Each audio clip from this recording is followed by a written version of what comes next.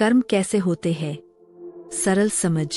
कर्म का मतलब है हम जो भी सोचते हैं, कहते हैं और करते हैं, वही हमारा कर्म कहलाता है। कर्म 3 तरह के होते हैं। एक संकल्प कर्म, जो हम सोचते हैं। मन में आने वाला हर विचार भी कर्म माना जाता है। जैसे किसी के लिए अच्छा सोचना, बुरा सोचना, ईर्ष्या करना, दया करना आदि।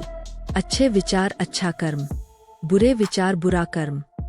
2 वाणी कर्म, जो हम बोलते हैं। हमारा बोलना भी कर्म है। किसी को प्यार से बोलना, सत्य बोलना अच्छा कर्म। झूठ बोलना, किसी को अपमानित करना बुरा कर्म। 3 शारीरिक कर्म, जो हम करते हैं। हमारे काम, हमारी क्रियाएं, सब कर्म हैं। किसी की मदद करना, मेहनत करना, दान देना अच्छा कर्म। किसी को चोट पहुंचाना, चोरी करना, आलस करना बुरा कर्म। कर्म कैसे फल देते हैं? कर्म बीज की तरह होते हैं। जो बोओगे वही उगेगा।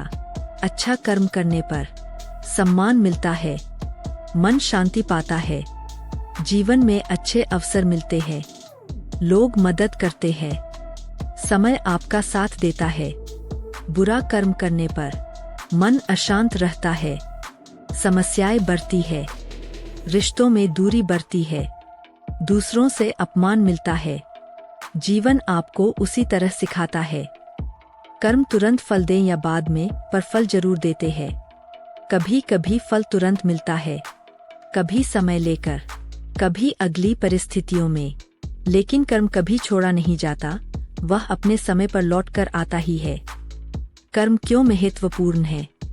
क्योंकि कर्म ही भाग्य बनाते हैं, कर्म ही चरित्र बनाते हैं, कर्म ही भविष्य तय करते हैं, कर्म ही समाज में पहचान देते हैं। सारांश 5 लाइन में। 1 कर्म मतलब सोचना, बोलना और करना। 2 हर कर्म का प्रभाव होता है। 3 जैसा कर्म वैसा जीवन। 4 अच्छा कर्म सुख देता है। 5 बुरा कर्म दुख बनकर वापस आता है।